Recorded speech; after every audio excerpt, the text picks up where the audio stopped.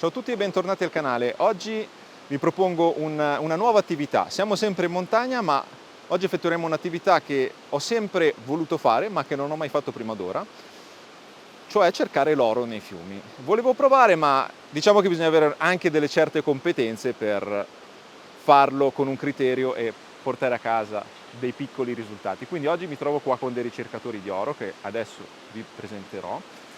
Ma siamo anche qua per rispondere a delle domande fondamentali.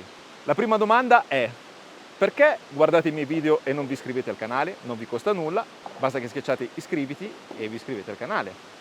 La seconda domanda è: perché c'è l'oro nei fiumi? La terza domanda è: come si fa per cercare l'oro nei fiumi? E adesso lo andremo a scoprire. La quarta domanda è possibile campare cercando l'oro? Cioè è possibile farlo come lavoro o quantomeno come secondo lavoro in un contesto di, non so, vivete in montagna, avete i vostri animali, avete il vostro orto e volete arrotondare cercando l'oro. Ha un senso? È possibile? Lo scopriremo. Ciao Paolo, benvenuto al canale. Ciao. Intanto presentati, dici qualcosa di te, chi sei, cosa fai. Allora, mi chiamo Paolo Baron, come nome d'arte per YouTube, ho un canale YouTube e oggi ti farò provare l'esperienza del cercatore d'oro. Vediamo se hai la febbre del cercatore d'oro, se riesco a trasmettertela. E oggi vedrai due tipi di tecniche differenti, una a crepa e un'altra nel sedimento, il classico scavo con badile, setaccio e tutta l'attrezzatura che serve. Ok, dopo ovviamente andremo ad approfondire meglio. Indicativamente in che zona geografica ci troviamo? Allora, più o meno siamo nella vallata del Monte Rosa, siamo in uno dei suoi torrenti, siamo nei pressi anche di miniere abbandonate e quindi abbiamo una grande probabilità di trovare anche in questo torrente dove siamo adesso delle pepite d'oro o pepitine d'oro, dipende dalla nostra fortuna. Vedo che c'è lì sotto il tuo socio che sta già scavando. Sì, lui è già incominciato perché ha la febbre dell'oro, quindi non voleva aspettare più di tanto, è già giù che lui farà la tecnica crepa oggi. Ah, ok, bene, andiamo subito a raggiungerlo così vediamo da vicino come si fa a cercare qualche pagliuzza.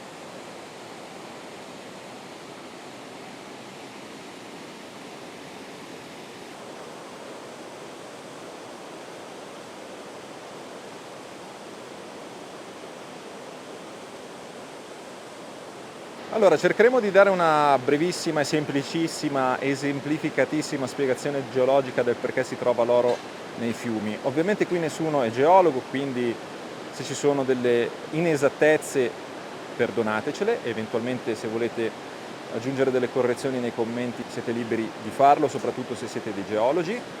Allora, in questa zona, la zona del Monte Rosa, ci sono moltissime miniere di vario tipo, tra le quali le miniere aurifere.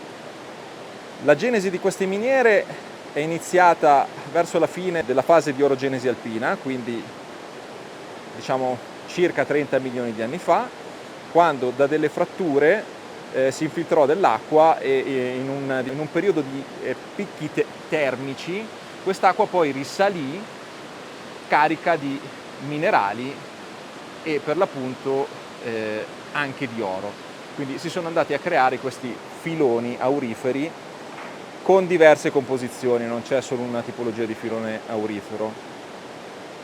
Ovviamente poi fenomeni erosivi, quali possono essere per esempio quelli fluviali, scavano le rocce e diciamo trasportano tutti i vari minerali e metalli presenti all'interno delle rocce, tra i quali c'è l'oro, che è quello tra i più pesanti, quindi lo troviamo depositato nei fondali ghiaiosi, e noi andremo per l'appunto a filtrare un po' questo substrato ghiaioso, e teoricamente in fondo dovremo trovare le pagliuzze, che sono quelle più pesanti. Adesso comunque andiamo a vedere molto più in dettaglio proprio la tecnica, cosa stanno facendo i due cercatori d'oro che mi accompagnano oggi, e cerchiamo di capire qualcosa di più.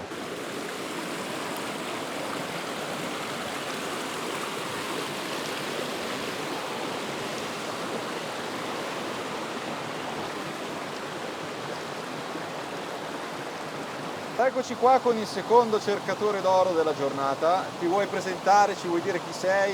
Buongiorno innanzitutto, Gaetano Sbarra, cercatore d'oro hobbista, perché in Italia credo che convenga farne un hobby, non una professione. Mi permetto di fare questa piccola precisazione iniziale. Oggi siamo su un torrentino di montagna e la mia tecnica scelta oggi è lavorare su fessura. Proverò a spostare delle piccole porzioni di materiale dove sotto ci sono delle fessure e cercherò di individuare del potenziale materiale buono dove possa essersi depositato dell'oro, che in questo caso possa essere una semplice pagliuzza o chissà, magari la fortuna gira dalla nostra oggi e troviamo una pepitina, non si sa mai. Torrenti riservano sempre delle belle sorprese, come si torna anche a mani vuote. Oggi ci sono io, e quindi Oggi gradito ospite. si trovano assolutamente pepite grosse, per forza. Se porti fortuna, senza dubbio. E cosa ci stai facendo vedere in questa provetta? Allora, questi sono due, definiamoli atomi di oro, fatti su una batea di prova, sulla zona dove sto scavando adesso. Ovviamente non è quello che stiamo cercando. Roba più grossa, quindi, no? Speriamo, è la speranza, non è che sia detto che si trova roba grossa, però due puntini li abbiamo. La soddisfazione di un cercatore è anche quella. Allora Paolo, le tecniche per cercare l'oro in fiume, se non sbaglio, sono principalmente due. Sì, allora, da torrente al fiume cambiano. Se si va nel fiume ce n'è una principale, che è quella di scavare nel sedimento, seguire la corrente del fiume, individuare dove ci sono accumuli di materiale pesante, e gli accumuli di materiale pesante li riconosci perché, chiamiamola sabbia, ed è sabbia nera. Siccome che il materiale nero è un minerale pesante, quindi in quella zona lì c'è la possibilità di trovare anche l'oro nei fiumi.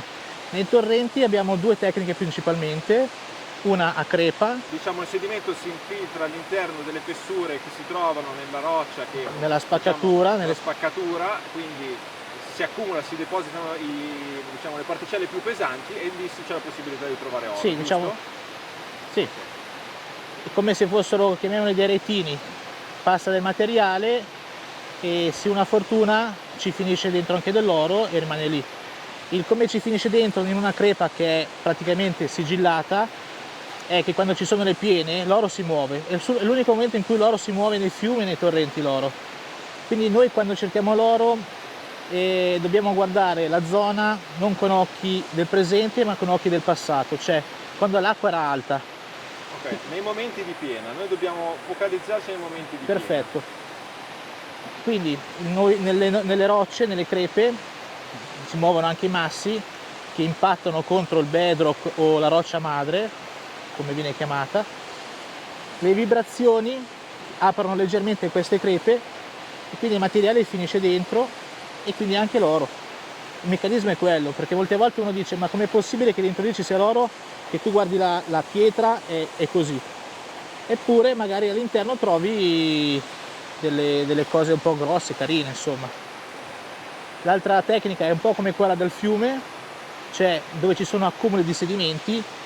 Gli accumuli di sedimenti si formano perché i torrenti sono solitamente tante pozze, quindi tutto il materiale non ce la fa a finire a valle e quindi si blocca nei vari pozzoni, e quindi si creano dei retini naturali di materiale, quindi sedimenti, e noi cerchiamo anche con questa tecnica, diciamo. Noi dobbiamo vedere quando c'è l'acqua alta come si comporta il torrente, che è completamente diverso che quello di un fiume. Quindi guardando la cascata dobbiamo immaginare quando il livello è proprio a 3 metri e oltre, la potenza dell'acqua è così forte che non segue la linea retta come adesso, ma come potete vedere la parete è tutta scavata, quindi probabilmente quando c'è l'acqua alta la corrente forte arriva di lì, impatta, scava la roccia da quella parte e fa proprio una parabola fino a dove c'è il Gaetano adesso che sta scavando proprio nel punto di impatto della corrente. Da notare che invece dove siamo noi in questo momento, ovviamente se la corrente forte andava di là, quindi di là pulisce tutto, dove siamo noi la corrente è meno forte e quindi lascia depositare il materiale. In questo caso c'è questa zona sedimentata con questi macini, quindi pensa alla potenza dell'acqua. Quando c'è la corrente poco forte si depositano questi sassi qua, di là invece non si depositano, quindi pensa alla potenza che ha l'acqua nelle gole dei torrenti. Allora adesso vi facciamo vedere diciamo le cose proprio essenziali per poi andare a presumibilmente trovare delle pagliuzze d'oro. Quindi Paolo adesso sta facendo un primo filtraggio di un sedimento più grosso, giusto? Giusto. Quindi adesso lui versa questo ghiaione all'interno di questo che come si chiama? È un setaccio. Il setaccio. Un ok. setaccio. L'attrezzatura è veramente semplicissima, rudimentale ed economicissima, quindi un setaccio è un secchio da muratore. Giusto, giusto. Nient'altro che questo. Quindi Si possono usare anche quei bidoni della vernice per avere più materiale raccolto, però quello più pratico è questo qua da muratore. diamo un occhio al sedimento grosso perché Paolo dice non si può mai sapere, ma magari troviamo una noce d'oro, molto improbabile, quasi impossibile, ma comunque un'occhiata. Dopodiché quello che sta lì sotto è l'equivalente di quello che Gaetano sta trovando già pronto nella fessura, più o meno. Sì, più o meno. è un materiale già lavato, già setacciato, diciamo. Ok, quindi poi questo lo andiamo, Che sarebbe così, vedi? questo lo portiamo all'interno della batea, Giusto?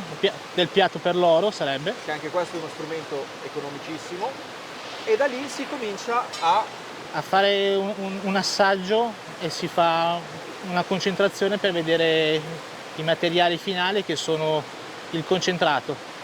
ok, Si fa un lavaggio, si chiama e si lavaggio. fa in più punti e questa si chiama prospezione? Sì, si fanno, in questa zona qua si fanno più assaggi per vedere il materiale, il sedimento che c'è giù, dove visivamente vediamo che c'è più materiale pesante. Quello poi uno si fa l'occhio e capisce qual è il posto migliore. Ok, quindi adesso iniziamo proprio con la parte pratica, andiamo a sperimentare un pochino, per me è la prima volta, quindi adesso vi faccio spiegare un po' e poi vi faccio vedere come funziona, diciamo, anche la batea. Allora abbiamo appena iniziato, però già qualcosina in fondo alla batea si riesce a vedere. Adesso vi mostro queste pagliuzze. Ecco qui le pagliuzze, due più grosse e poi c'è qualcosina di più piccolo, ma i ragazzi sono ottimisti, quindi probabilmente troveremo anche qualcosa di più grossino, si spera. Allora Paolo, la batea, Sì, che diciamo è l'attrezzo fondamentale nella ricerca dell'oro, sì, quello diciamo che si usa per primo, no? giusto. È l'attrezzo più importante, è quello che è indispensabile per un cercatore. Come si usa la tecnica? Allora, praticamente noi abbiamo raccolto prima del materiale, quindi ne prendiamo un po', abbiamo fatto una prima setacciatura prima. Adesso questa qua è il quantitativo per una prospezione, cosa vuol dire? Per controllare se quella zona lì è buona, se può essere oro. Quindi ne mettiamo un po'. La prima fase è quella di shakerare un po' in maniera un po' violenta, Ok. serve per il materiale pesante farlo depositare, farlo arrivare il più possibile sotto. La batte non la teniamo dritta ma la teniamo inclinata, perché il nostro obiettivo è quello di, ok, shakerare, però intanto spostarlo nell'angolino nell'angolino qua sotto. Quindi facciamo così. Quando ci sembra che abbiamo fatto abbastanza, un trucco qual è? Se tu vedi che non è ancora limpida l'acqua, vuol dire che c'è dentro del fango, quindi tutto materiale leggero. Io facendo questo movimento shakero, lavo, il materiale leggero salta fuori e pulisce. Quando l'acqua ti sembra abbastanza trasparente, fai la fase 2. Quindi incomincio, la batti, la metto in acqua, la tiro fuori delicatamente e vedi che è l'acqua che porta via il materiale. Io non sto facendo nulla, sto tenendo il braccio dritto, vedi? Sì, sì. Senza dare scossoni. Niente. Solo semplicemente Perché la corrente lavora. sì. E l'acqua cosa fa? Porta via il materiale più leggero. Dopo un po' che lo faccio, che vedo che il materiale qua ha cambiato colore, diventa più scuro, o che non c'è più materiale che viene portato via, riprendo il materiale, quindi lo riporto tutto su, rimescolo, tenendo sempre inclinato, e rifaccio il procedimento di prima. Mentalmente devo pensare che da qua devo spingere qualcosa sotto nell'angolino estremo. Più volte lo fai, più con calma lo fai, e meglio è, perché hai meno lavoro da fare. Se lo fai in maniera frettolosa tu rischi che l'oro è ancora in superficie, fai questo movimento e te lo porta via. Le trappole nella battia servono proprio per bloccare l'oro che è sotto, che si ferma nei gradini. Se noti il materiale sta già cambiando leggermente, nel senso i sassolini grossi stanno sparendo, deve esserci un materiale più fine e più compatto. Ok. Dopo un po' rifaccio e vado avanti così, vedi?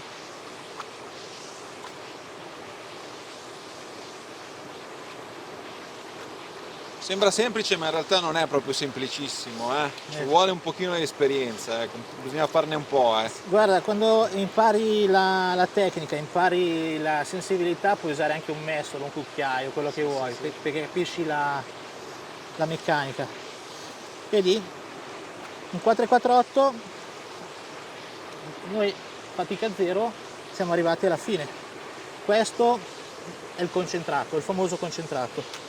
Arrivati a questo punto do dei colpettini, serve per farlo precipitare, e poi si usa questa tecnica che si fa al contrario, così, butto sull'acqua, tiro indietro, butto sull'acqua e tiro indietro.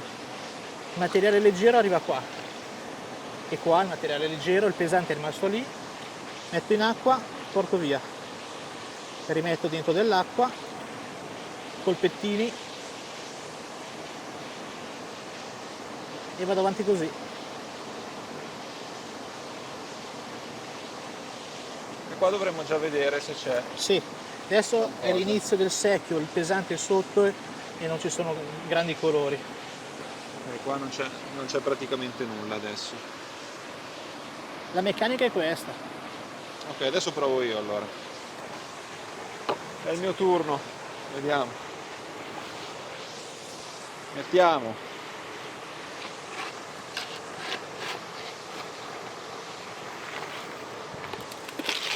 un paio di palettate di sedimento. Sì, fai 2 o 3.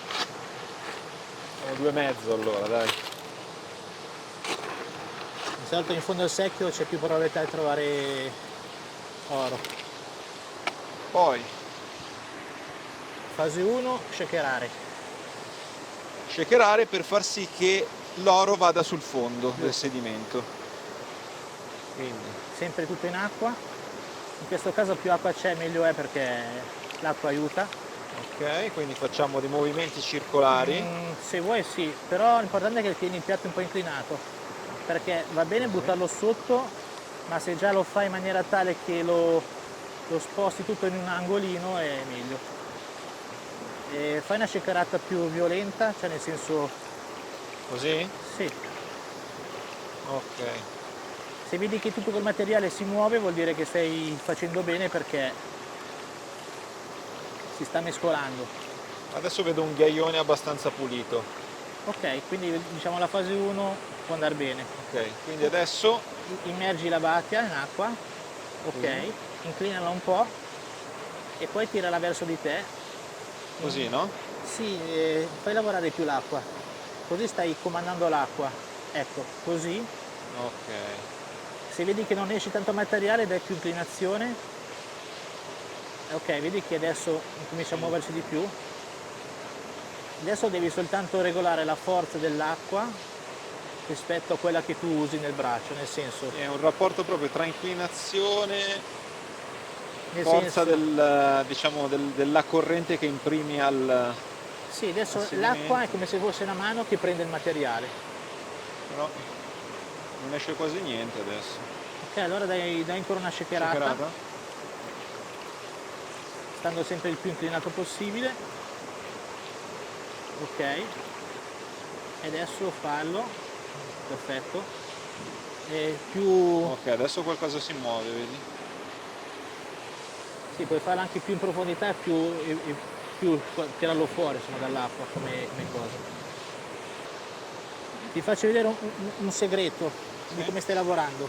Se tu noti, hai lato destro materiale fine e lato sinistro materiale Sì, pesante. infatti. Vuol dire che la meccanica è giusta, ma hai il polso che è un po' inclinato da una parte rispetto all'altra, perché altrimenti quel materiale lì sarebbe distribuito in maniera omogenea. Non è un difetto, però è una cosa che tu devi saperti regolare, che se c'è dell'oro è più probabile che sia alla tua destra che alla tua sinistra. Quindi devi... Se adesso rimescolo il tutto con un Va bene, movimento va circolare. bene. Ok, così è perfetto. Vedi che ne esce tanto? Ok. Se tu hai shakerato bene nel durante, nelle varie fasi, il materiale pesante è in questo momento a contatto dei gradini, quindi non lo perdi.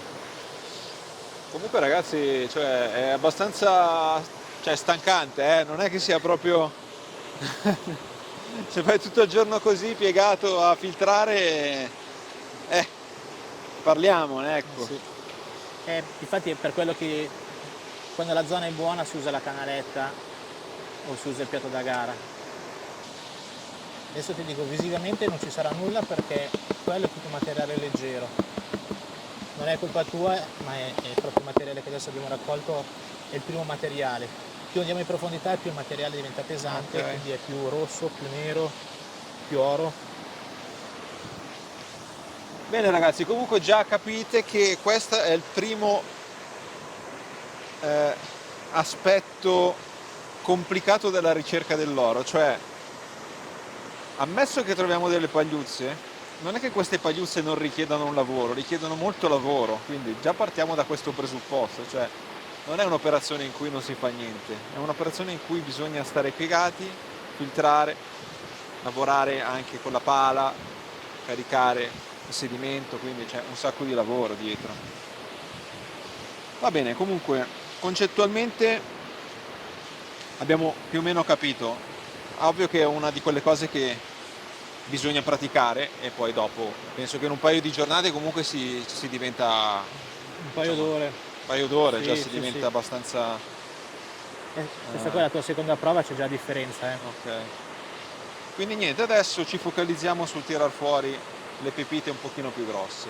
Giusto. Questa qua invece è una canaletta autocostruita.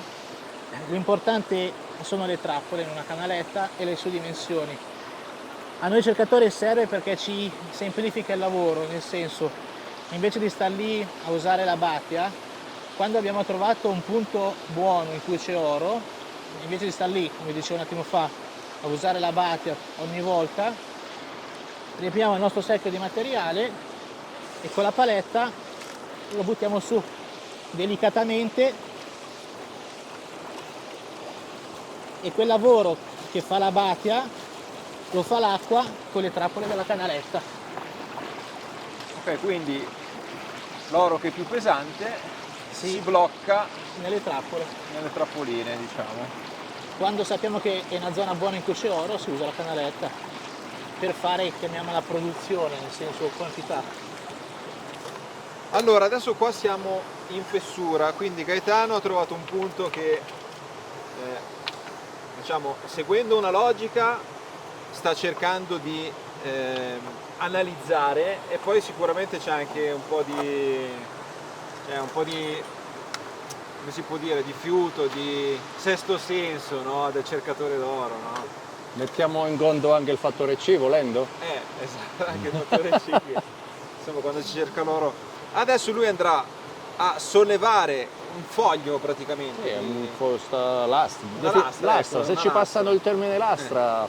Una lastra di roccia, sotto ci sarà del sedimento, si spera, e in questo sedimento ci sono delle buone possibilità di trovare delle pepitine, qualcosa di interessante che fino adesso diciamo non è stato ancora trovato, quindi Gaetano, puntiamo tutto su di te qua. Speriamo, la speranza è l'ultima a morire, vediamo cosa riusciamo a fare. Vediamo. Molte volte non è solo l'intuito, ma è pure, diciamo, la fortuna, non è che l'esperienza. Come in tutte le cose. Come in tutte le cose. Vediamo se piano piano riusciamo. Vai Gaetano, apri lo scrigno. Allora, vi aiuto con dei sassi, in modo da fare Facci un po' di spessore. Il foglio d'oro nascosto lì sotto. Magari, Non sembra abbastanza buona la posizione. Vediamo se riesco a tirarlo via.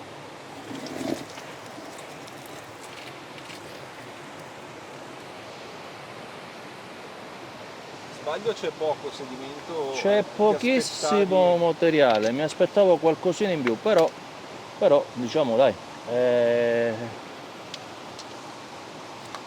vediamo cosa ci può dare. Andiamo a lavare tutto e incrociamo le dita?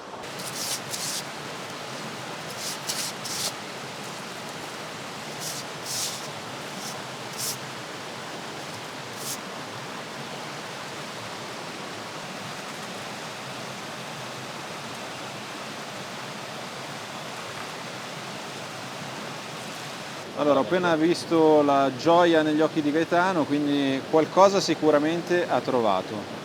Allora, non so se si vedrà dalla ripresa, comunque qui, vedete, c'è una piccolissima, ma visibilissima, pepitina d'oro. Quindi diciamo che Gaetano ha confermato che la teoria ha un riscontro pratico, e quindi in fessura è facile per modo di dire trovare effettivamente degli accumuli di piccole pepite d'oro che sono visibili anche ad occhio nudo, quindi senza neanche usare la batea. Allora, ecco qui la pepitina, Mi spiace, non ho moneta. molto interessante, guardatela.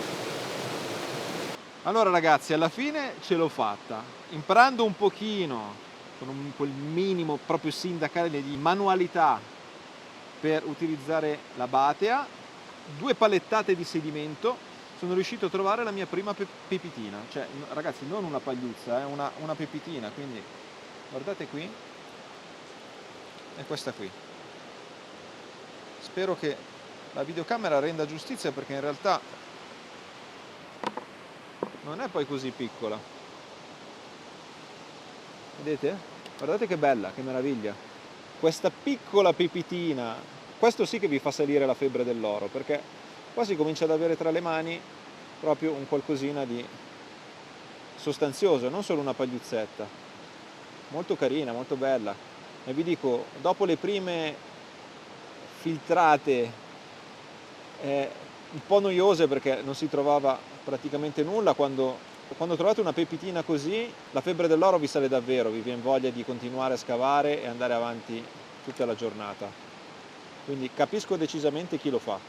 Allora, qua possiamo vedere una raccolta di pepite. Questa è quella che ho trovato io prima, e queste sono delle pepite esemplificative ritrovate da Paolo qui In questa zona, diciamo. in questa zona. Allora ragazzi, qua abbiamo queste belle pepitine, queste sono veramente molto carine, di cui una trovata oggi.